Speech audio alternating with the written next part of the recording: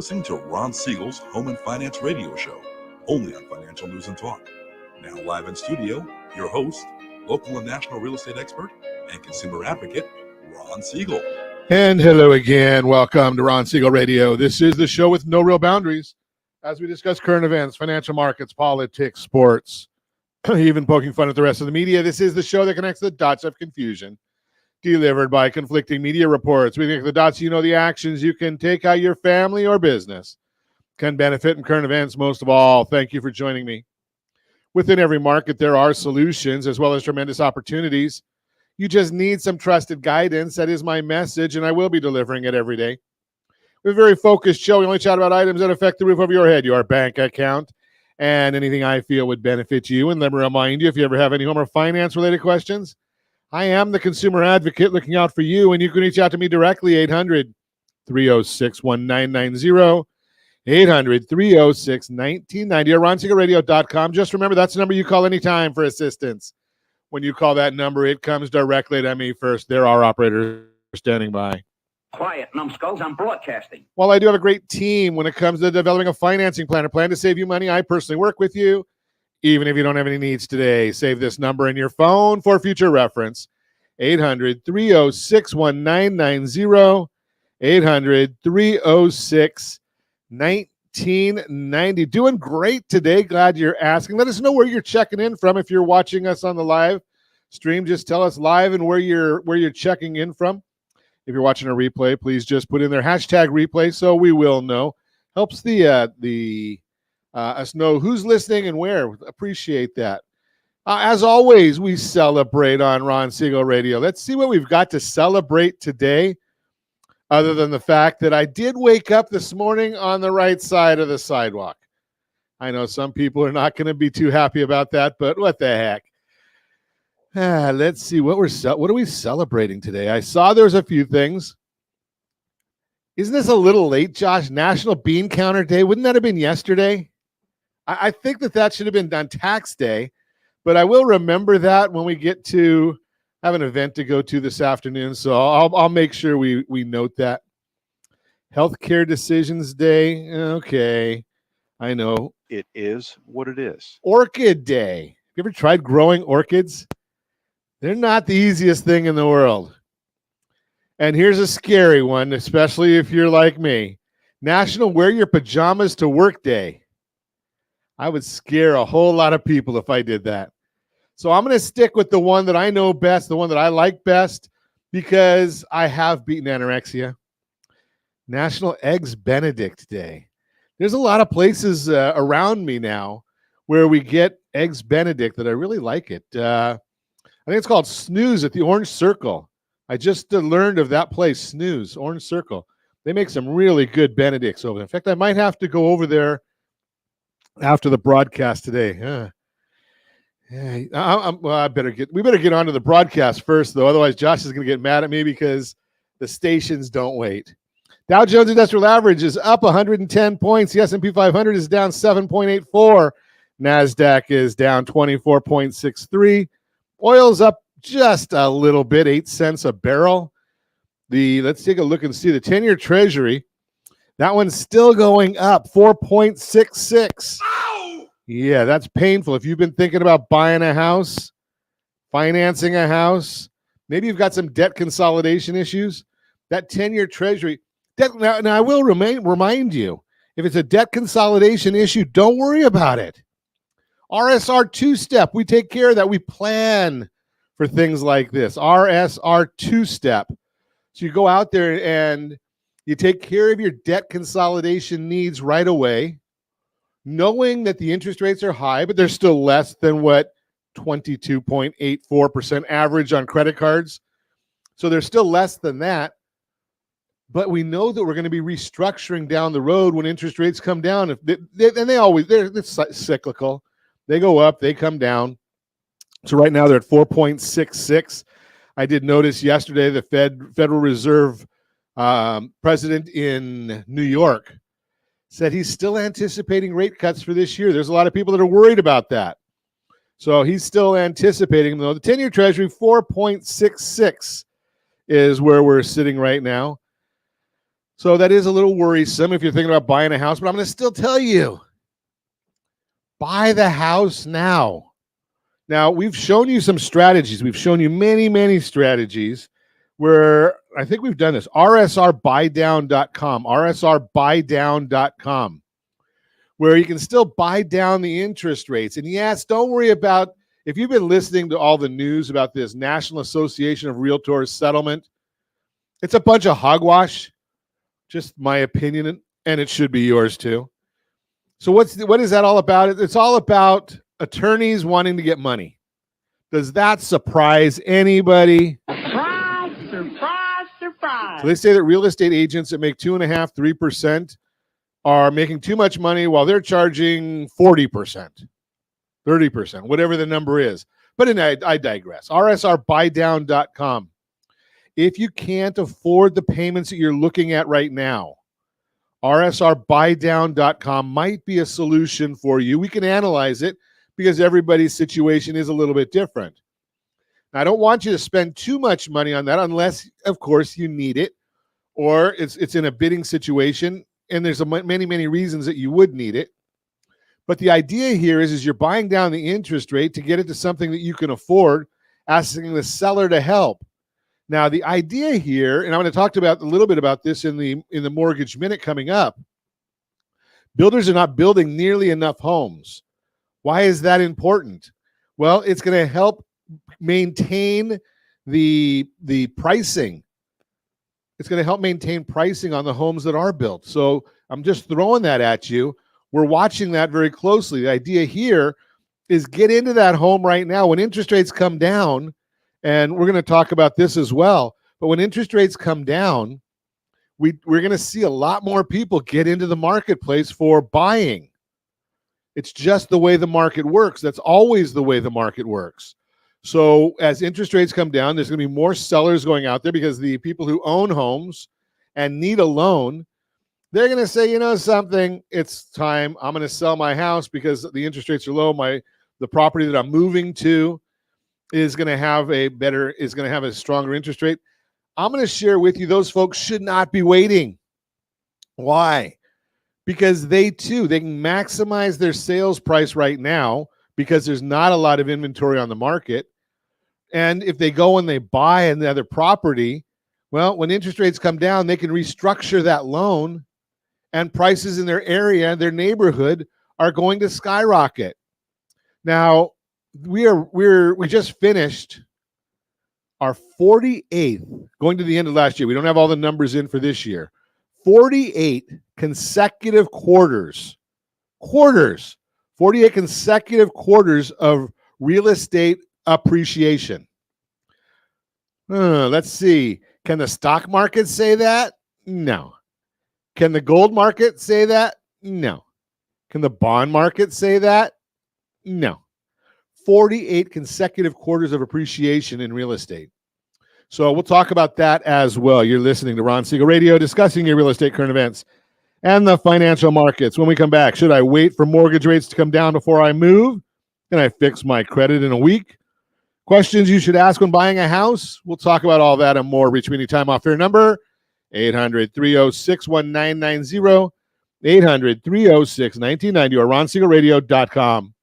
Facebook.com/Ron Siegel Radio. And if you miss any part of our broadcast, Ron Siegel 1 on YouTube. Ron Siegel, the numero 1 on YouTube. Stay tuned. We'll be back in just a few. Ron Siegel Radio, your home and mortgage connection. Confused about the home buying process? Or curious how much you really know about buying a home? Take the First Home IQ quiz to test your understanding of buying a home. Created by the nonprofit First Home IQ, this 5-minute quiz will give you a score, what you missed, and why. Take the quiz in 5 minutes at rsrlinks.com/FHIQ and find out what you need to know about buying your first home. That's rsrlinks.com/FHIQ. You're listening to Ron Siegel's Home and Finance Show with local and national expert Ron Siegel. Now, here's Ron.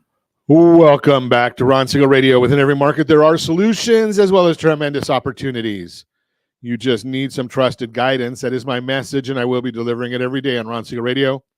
Or anytime, 800-306-1990, 800-306-1990. The Mortgage Minute today being brought to you by our friends at Geneva Financial. When you're ready for that next home loan, Geneva's got the programs and the products. You just need to make the call, 800-306-1990, 800-306-1990.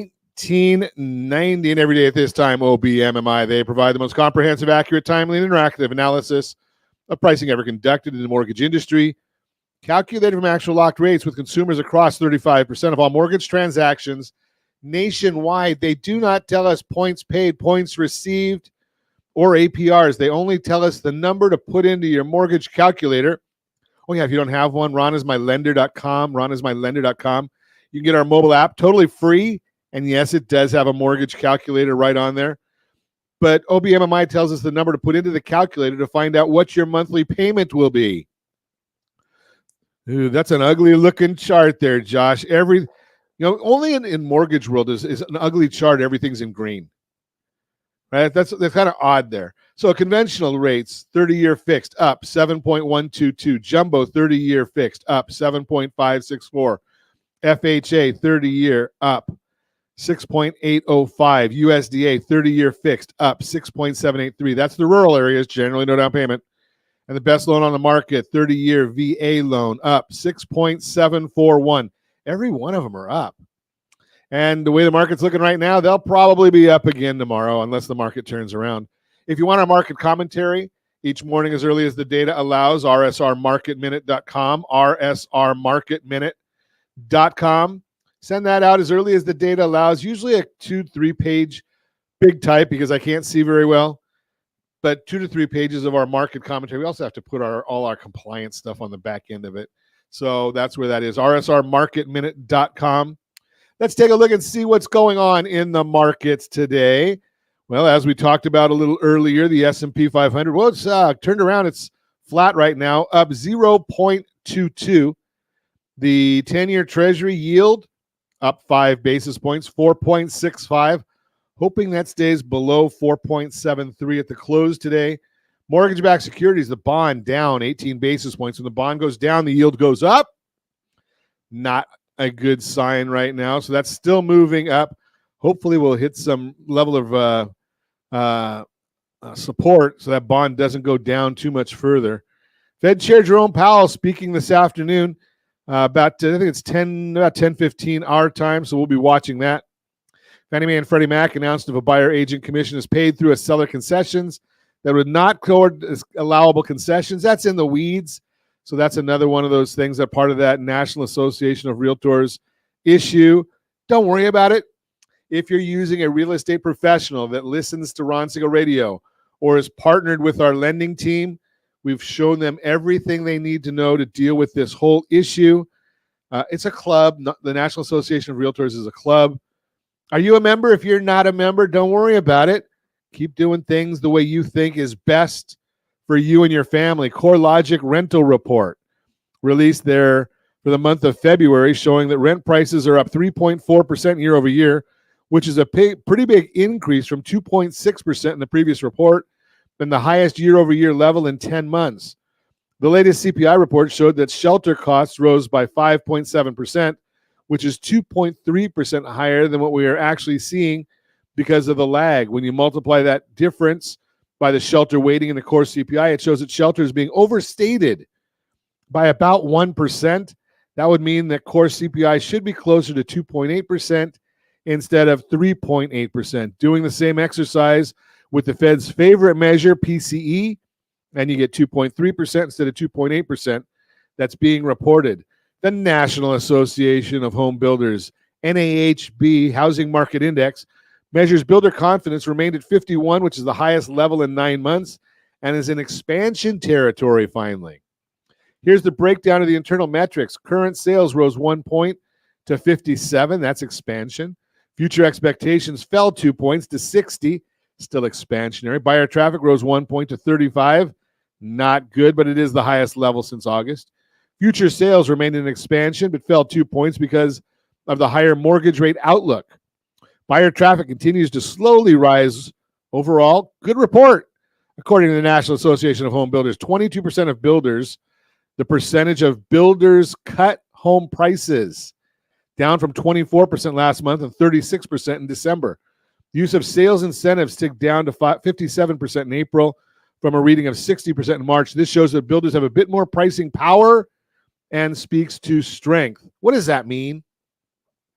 One of the things that builders want, they work the hardest for, is to make sure that the price stays up on their properties, because that just leads to future phases. If they're doing price cuts, people don't feel that there's any urgency in purchasing. So they'll do all kinds of things to keep the price up, the headline number. And what they'll do is they'll do those concessions that I talked to you about when we discussed rsrbuydown.com. Builders understand that. They've done it for years. So they've been doing that. They're not doing quite as much of it right now because they don't think they have to. Housing starts and permits fell almost 15% in March after a nice gain in February. The annualized pace has fallen from 1.55 million units to 1.32 million units. Remember, we need 1.9 million for household formation. Starts are now down 4.3% year over year. Single-family starts, which are most important, fell 12.4% to 1.02 million unit annualized pace. Single-family starts are now up 21% year over year. There were just 299,000 multifamily starts, which is the lowest level since 2017, not including COVID. There's a near record high, 957,000 multifamily units under construction, which should add some supply and ease rental price pressures. Building permits, which is future supply, fell 4.3% to 1.46 million unit annualized pace, now up 1.5% year over year. Single family permits fell almost 6% to under 1 million units annualized pace. Completions fell 13.5% last month to 1.47 million unit annualized pace, while single family fell 10.5% to 950,000 unit pace. Bottom line, we may see some easing in the rental market in the near term, but home prices should be well supported as there's not enough inventory supply coming to the market. And that is the Mortgage Minute, brought to you by our friends at Geneva Financial. When you're ready for that next home loan, Geneva's got the programs and the products. You just need to make the call, 800-306-1990, 800-306-1990. And I'm going to mix things up a little bit today because we want to do a workshop at the end of the broadcast. So we'll look at Your Credit Matters, brought to you by rsrdebtfree.com, rsrdebtfree.com. If you can't pay your bills off in the next 2 to 3 months, that's unsecured debt, credit cards, unsecured loans, autos are secured, but I in any event, just everything except for your mortgage and your private or your public student loans. Can't pay those debts off? rsrdebtfree.com. Let's take a look and see if we need to do a debt consolidation loan or maybe debt settlement with our friend Chris Corrales. We've been talking about that for some time now. Lots of folks are getting helped with that as we go through and see where we are. Can I fix my credit in a week is the subject. The short answer, in most cases, there is not an instant fix for improving your credit score. Building, improving, or even repairing credit takes time. Your credit score is like a snapshot that lenders use to determine your financial trustworthiness. Whether you're applying for a loan, a credit card, or even renting an apartment, your credit score plays a crucial role in the decisions made about your financial future. But what if you're in a pinch and need to improve your credit quickly? Can you fix your credit in just a week? How often do you check your credit score? I do it every day, maybe 2 or 3 times a day. I pay for a service. Cleanall3.com is the one I would recommend, cleanall3.com. Or you can go to myfico.com. Just because I've used it for so long, I go to myfico.com, and I get an update every time my wife or my credit changes or there's an update to a report. I watch it so you don't have to. What does that mean? Well, I understand now when there's an inquiry on my account, what does that do to my scores? When my credit utilization changes, what does that do to my scores? So I do all of that stuff and I play with it a little bit to see what's going to happen. But here you go. How often do you check your credit score? If maybe you have noticed in the past how long it takes your credit score to update, the credit reporting process is another reason why it would take longer than a week to update your score. It takes a while for lenders, banks, and bureaus to record your activity. Here's what you should consider about the reporting process. Number one, there are consistent reporting periods. Creditors typically report your account to the credit bureaus at the end of each billing cycle. That'd be the statement closing date or the billing closing date. This means that any changes you make to your credit behavior, such as paying off a credit card balance or opening a new account, won't immediately reflect on your credit report. Instead, you'll have to wait until the next reporting period for these updates to be included. That's why I've been telling you, watch the video, rsrccpayment.com. rsrccpayment.com. I show you exactly how to do this to maximize your credit scores. Number two, the bureaus need time to verify your information. Even when creditors submit information to the credit bureaus, there is processing time involved.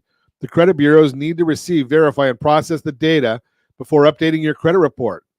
This process is not instantaneous and can take several days to weeks, depending upon various factors, such as the volume of information being processed.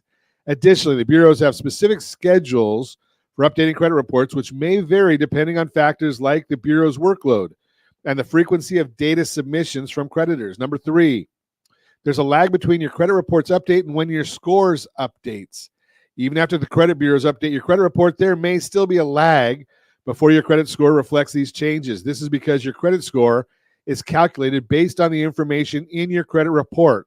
While some credit scoring models may update more frequently, others may only update periodically, resulting in delays in your credit score reflecting these recent changes. I will tell you that cleanall3.com and myfico.com, those are pretty much instant. Your scores are not saved anywhere. They're generated from the algorithm when they're requested. So going and looking at those two, cleanall3.com and myfico.com, you're going to get the benefits there. Number four, not everything is strong enough to impact your credit score. Your score may not change significantly if there hasn't been much recent activity on your credit accounts. For example, if you haven't made any new credit applications or incurred new debts, your credit report may remain relatively unchanged.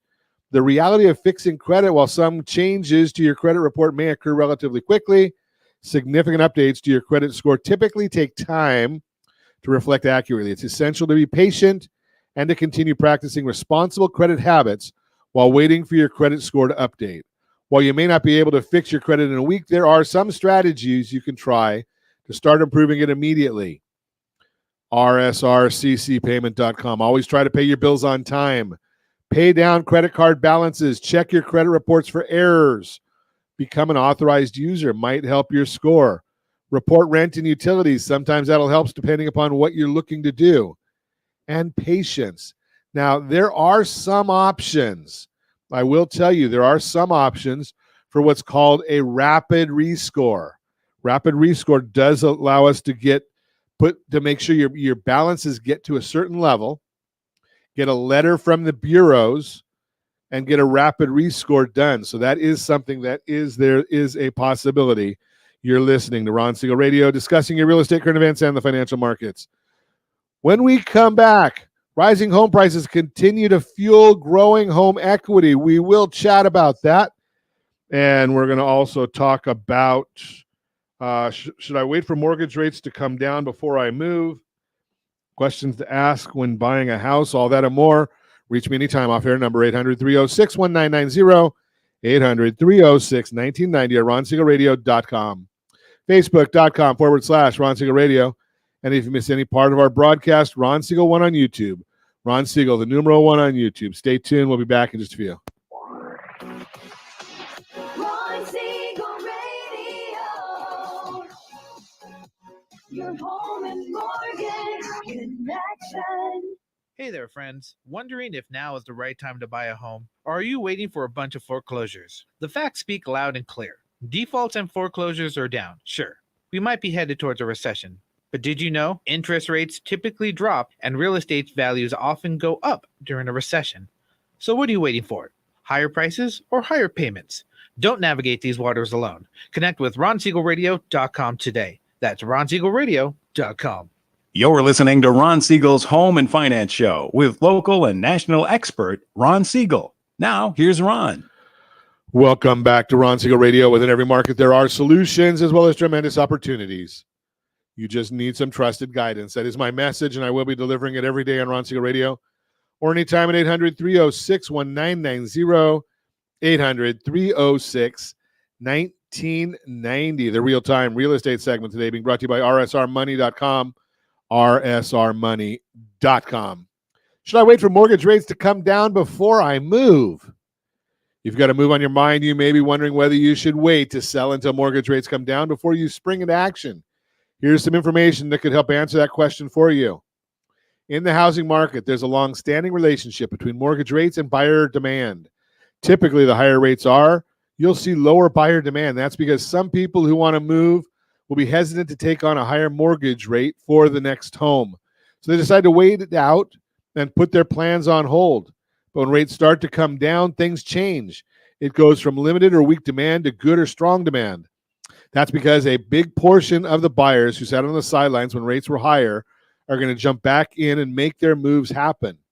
We got a graph for you that helps give you a visual of how this relationship works and where we are today. If you're watching us on RonSiegelRadio.tv, any of our socials, or the ABC News and Talk AM 1490 video feed, you can see buyer demand. When the rates get up 7.5%, not a lot of demand. When we start getting between 6.5 and 7, limited. 6 to 6.5, good. And 5.5 to 6, strong demand. That's according to Mortgage News Daily and KCM. Lisa Sturdivant, chief economist for Bright MLS, explains, quote, the higher rates we're seeing now are likely going to lead more prospective buyers to sit out the market and wait for rates to come down, unquote. Why you might not want to wait? If you're asking yourself, what does this mean for my move? Here's the golden nugget. According to experts, mortgage rates are still projected to come down this year, just a bit later than they originally thought. When rates come down, more people are going to get back into the market, and that means you'll have a lot more competition from other buyers when you go to purchase your next home. That makes your move more stressful if you want, because greater demand could lead to an increase in multiple offer scenarios and prices rising faster. But if you're ready and able to sell now, it may be worth it to get ahead of that. You have the chance to move before the competition increases. Bottom line, if you're thinking about whether you should wait for rates to come down before you move, don't forget to factor in buyer demand. Once rates decline, competition will go up even more. If you want to get ahead of that and sell now, give me a call, 800-306-1990, 800-306-1990. Hey, don't forget about at Geneva, they've got that transition loan. So you can actually buy something now using the equity of your departing property, even if you haven't sold that yet. That's the transition loan from our friends over at Geneva Financial. Kevin, that's what we're here for. We like to try and give people as much information as we can about buying houses, and we're going to give you a lot more of that today. I'm going to actually go in right now and talk a little bit. 12 questions to ask when buying a house. We're going to talk about that. Borrow Smart segment brought to you by rsrdebtfree.com, rsrdebtfree.com. And I got to figure out what I did with my report because I can't find it there. Okay, so we're going to go and it'll take me 1 second to put it into the folder. Okay, rsrdebtfree.com. That's Borrow Smart. So we got, now these are things, it's a combination. You're going to want to be looking at this stuff from both the standpoint of if you're buying, if you're selling, when you're searching for a real estate professional, all of the above. These are things that you want to be looking at. So, I don't know why it's not showing up the way I want it to, but I think I've got it. Oh, there it is. Because I didn't put it in the right spot. Sorry, Josh. You're probably sitting there looking at me and just laughing that that it's not where it's supposed to be. And yes, I am the one that screwed it up. Let's see. Questions to ask when hiring a real estate agent. The first step in buying a home is hiring a realtor or real estate agent to help find the right house. And just like with any other professional relationship, you should plan on interviewing agents to find the right one, or give me a call at 800-306-1990, 800-306-1990. Anywhere in the sound of my voice, I know agents that might be able to help you. How long have you been a real estate agent? Best to work with an agent with at least a few years experience in the business because knowledge of the market and prevailing sales trends requires hands-on experience. I'm going to say it again. I've said it before. You don't want to be using an agent just because it's cheap. This is probably going to be your largest transaction in your life. It's like, I want to go to the cheapest cardiologist I can possibly find. No. Or I want to use my wife's divorce attorney. No. Or maybe I want to use the DA to represent me in a DUI. No. Think about all these things. You want somebody that's good, not just the cheap ones. So if you're going to your best friend's dog walker's aunt's cousin who's never done a transaction but got their license, if you think that education is expensive, try ignorance. Doesn't mean you have to lose the business card of any newbie agents you meet. If you're interested in working with a newer agent, ask if they'll receive any guidance from a veteran in the office. Number 2, you specialize in a particular home type or price point. Ideally, your real estate agent has experience working with buyers like you, people that want the same type of home you do or have a similar price range. An agent specializing in single-family homes when you want a condo or who helps buyers find high-value homes when you're looking for a starter home will be a frustrating mismatch. Hey, don't forget, if you're not real experienced in this part of the market, go to rsrlinks.com, FHIQ, rsrlinks.com, FHIQ. That's our first home quiz. And yes, if you go there, complete the quiz, we're going to put everybody who takes the quiz into a wheel of names and give away a trip to Nashville. So we don't pay transportation, taxes, or fees, but 4 days, 3 nights in Nashville. Number 3, what's your schedule and availability? Some agents handle their real estate business on a part-time basis, maybe even based around another job, while part-time agents can be excellent partners in home buying. Helpful to understand early on your agent's availability. If it doesn't match up with yours, you got a problem. Number 4, do you work with both buyers and sellers? Realtors and real estate agents often represent both home buyers and sellers, but you want to work with an agent who primarily or exclusively represents buyers if you're buying or sellers if you're selling. Such an agent will not only be in a better position to help you understand the market and negotiation with sellers, but will also not be in a position where they could be representing both sides of a real estate transaction. While it's rare for an agent to represent both the buyer and seller in a home, it sometimes happens. In most cases, the agent will choose one side to represent and assign another agent in their office to represent the other. Even with a different agent representing the other side of the transaction, however, it's extremely difficult for the agent to maintain their fiduciary duty to you as a buyer, since they will know the financial circumstances of both the buyer and the seller. An easy way to avoid this potential conflict is to work with an agent who primarily or exclusively represents the same side that you're dealing with. Questions to ask. What neighborhood should I be looking in? The question can prompt a fruitful conversation about what you're looking for in a home. Your agent will likely ask you what's important to you. What should I look for doing a home tour? Easy to get stars in your eyes when you're seeing sleek new appliances and eye-catching color schemes in a potential home. But those are not necessarily the best indicators of a good buy. Ask your real estate agent to help you determine what makes a house a solid long-term investment and a place to live. Knowing what to look for ahead of time will help you not be so dazzled. You may want to do some homework. Josh, I gave you a new link there, RSR links. For our friends over at Altos. What about, do you have the one for Altos? I think we did, I think it's rsrlinks.com/Altos or Market Report. Maybe it's under Market Report. rsrlinks.com/Market Report. That'll give you the information on any specific zip code you want.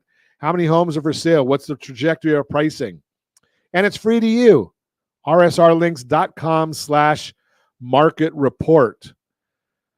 Number 8, what closing costs can I expect? Even home buyers who feel prepared for the cost of closing on a home may feel somewhat sticker shock about their closing costs. According to the most recent Closing Corp report, mortgage closing costs in 2021 averaged $6,905, including taxes, which the buyer or seller may be in charge of paying, depending upon various factors, and $3,860 excluding transfer taxes.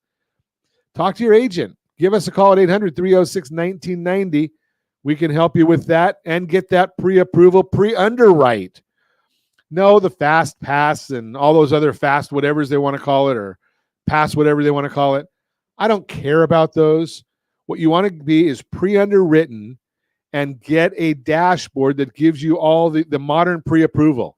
The modern pre-approval. If you're not getting a modern pre-approval, you're probably missing out.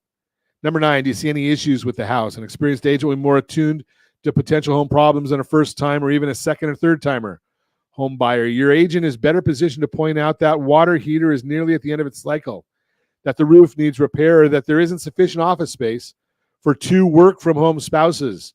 Number 10, how much are expenses like taxes and utilities? Your monthly mortgage payment toward principal and interest is only the beginning of your home ownership costs.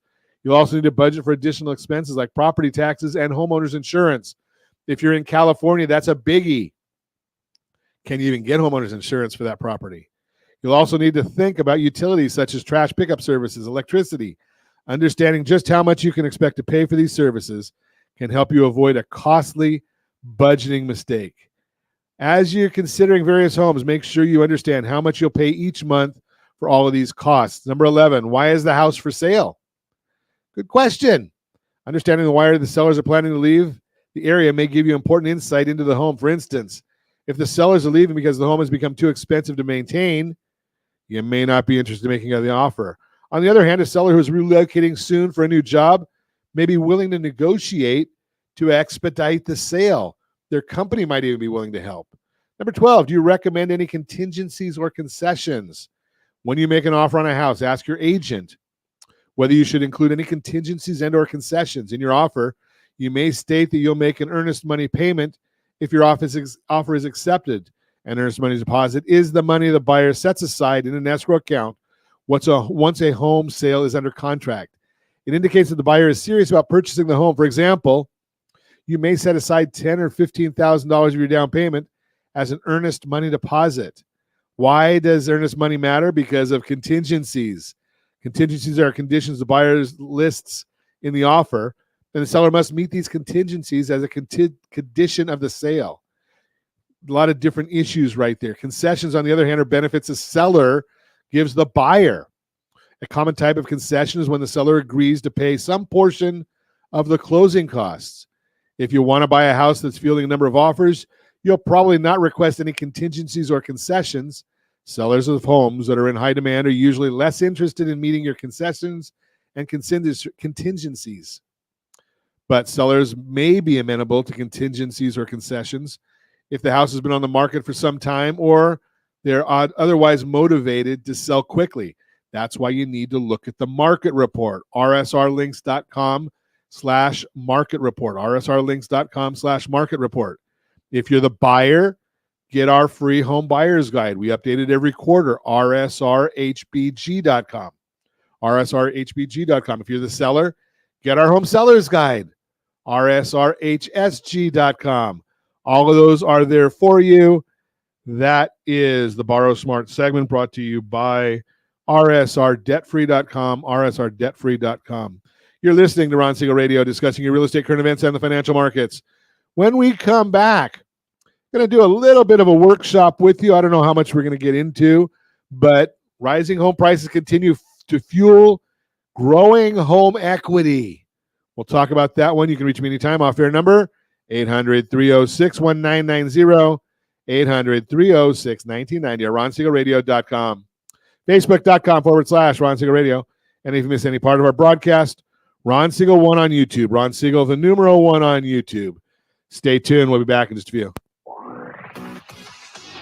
Ron Siegel Radio. Your home and mortgage connection. Confused about the home buying process? Or curious how much you really know about buying a home? Take the First Home IQ quiz to test your understanding of buying a home. Created by the nonprofit First Home IQ, this 5-minute quiz will give you a score, what you missed and why. Take the quiz in 5 minutes at rsrlinks.com/FHIQ and find out what you need to know about buying your first home. That's rsrlinks.com/FHIQ. You're listening to Ron Siegel's Home and Finance Show with local and national expert Ron Siegel. Now, here's Ron. Welcome back to Ron Siegel Radio. Within every market, there are solutions as well as tremendous opportunities. You just need some trusted guidance. That is my message, and I will be delivering it every day on Ron Siegel Radio. Or anytime at 800-306-1990, 800-306-1990. Got a little workshop for you, Mortgage 101, brought to you by our friends at Geneva Financial. When you're ready for that next home loan, Geneva's got the programs and the products. You just need to make the call, 800-306-1990, 800-306-1990. Rising home prices continue to fuel growing home equity. That is our subject today. Dr. Selma Happ, Chief Economist, CoreLogic, tells us rising home prices continue to fuel growing home equity, which at $298,000 per average borrower remain near historic highs at the end of the 2023. By extension, at 43%, the average loan-to-value ratio of U.S. borrowers has also remained in line with record lows, which suggests that the typical homeowner has notable home equity reserves that can be tapped into if needed. Take a look. I've talked to you about this one before. rsrhomeselect.com. rsrhomeselect.com. Tap into that equity in a smart way. Get your loan paid off as quick as possible. Make your strategic investments. So quarter over quarter, what percentage of change in home prices is dramatically increasing every single quarter. And if you're watching us on RonSiegelRadio.tv, any of our socials with ABC News and Talk, AM 1490 video feed, you're seeing some of the charts that I'm talking about right here in the process. And it comes to us from our friends over at Keeping Current Matters. They go through a lot of this stuff for us, or they give us a lot of do the right research for us. But the national average, quarter over quarter, national average up 1.5%. California is generally a bit higher than that, and I can't see the numbers in here, but I think it says on there that California is up like 1.3%, so we're a little below the national average. 5 years, 42% for California, 59% is the national average. Since 1991, 311%, national 317% in California. And if we look at year over year, 4.9% appreciation in California. So we're seeing a lot of appreciation out here. And do you want to capture that? That's the big issue right there, is are you in position to capture it? FHFA, U.S. house prices rose 6.5% between the fourth quarter of 2022 and the fourth quarter of 2023. According to the Federal Housing Finance Agency, FHFA, House Price Index, prices are up 1.5% compared to the third quarter of 2023. Price appreciation year over year, seasonally adjusted for purchases. Again, 48, I think I mentioned this in the opening segment, 48 consecutive quarters of positive appreciation. 48 quarters. That's going back to 2012.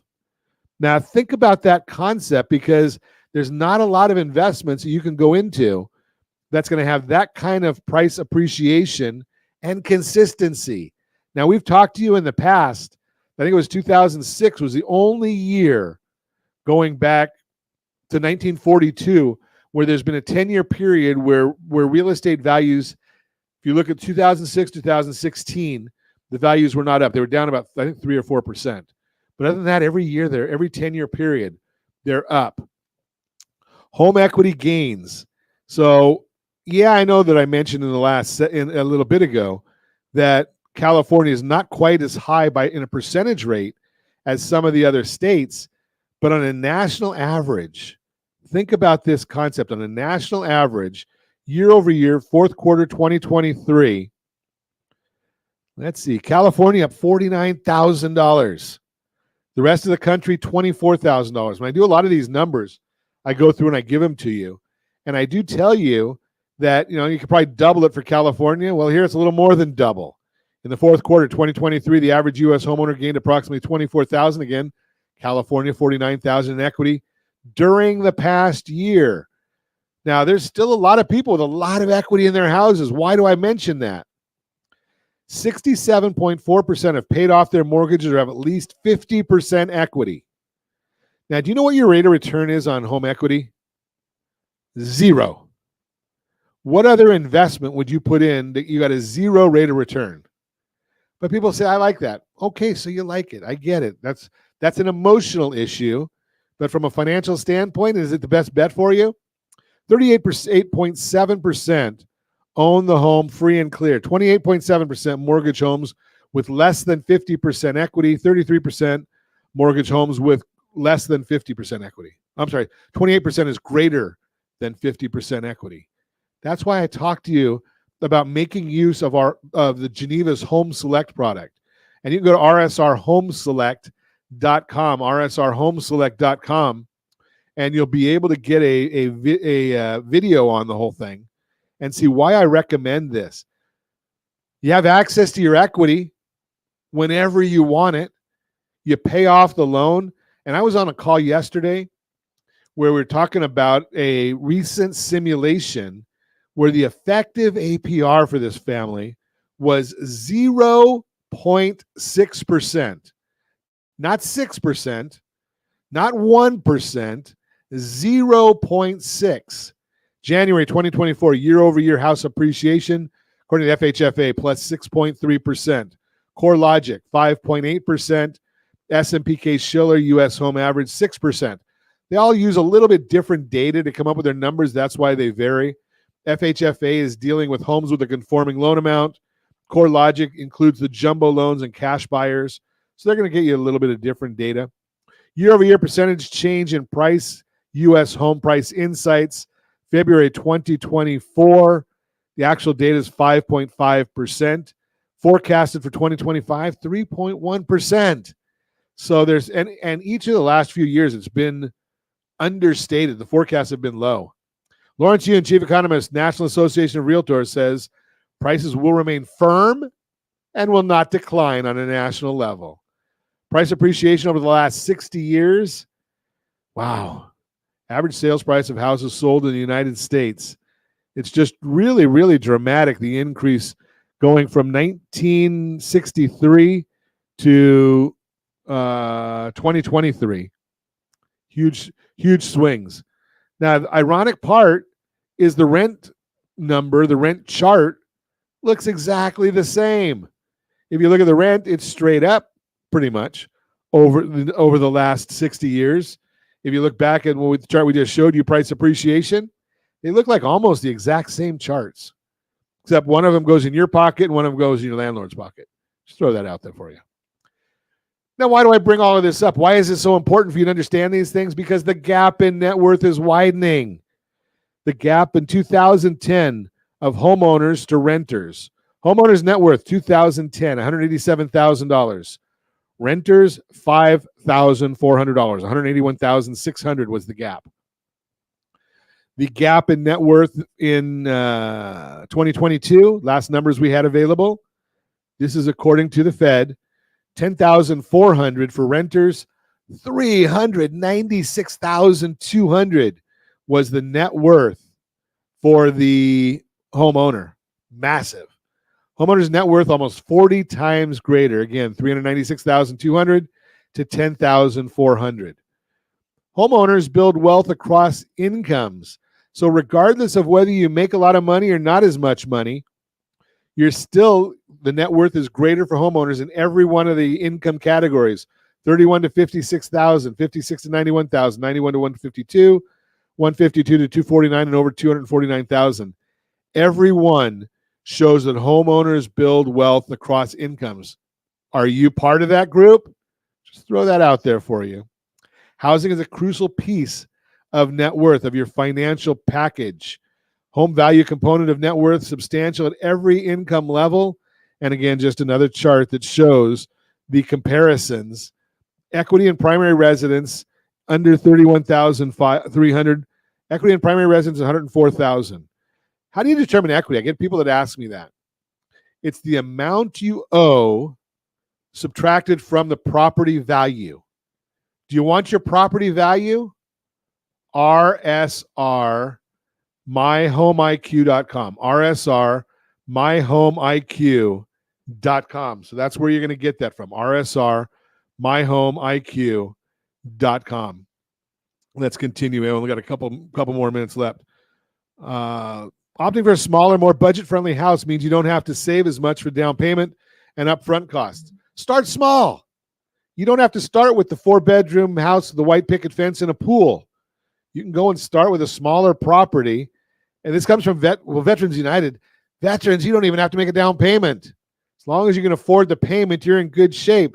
I'm not saying go to Veterans United. That might not be your best bet. Roger Ashworth, analyst, Goldman Sachs, quote, "The largest demographic in the U.S. is 30 to 39-year-olds, and it's going to continue to grow for the next several years. That's why life events start to happen in terms of having kids, for example. Some of these people will be making the decision to buy regardless of how rental affordability compares. But it definitely still factors in. That's why you need to get the information from our friends at First Home IQ. Take the quiz, and they've got a lot of information that'll come following that if you want it. Not only the trip to Nashville. RSRFHIQ.com. RSRFHIQ.com. You're listening to Ron Siegel Radio, and as always, we ask, set that first radio preset button to come back here and join Ron Siegel Radio, where we only speak about items affecting your house and your bank account. Thanks to all of our sponsors. A big thanks to Josh and Sean, who are engineering us today. And, of course, a special thanks to you for spending a little bit of your day with us. That's all for Ron Siegel Radio. Again, if you have any questions or to meet any of our guests, call me anytime, 800-306-1990, 800-306-1990 or ronsiegelradio.com. And remember, make a lot of money so you can help a lot of people and have a lot of fun. Have a great day. We'll talk to you next time on Ron Siegel Radio.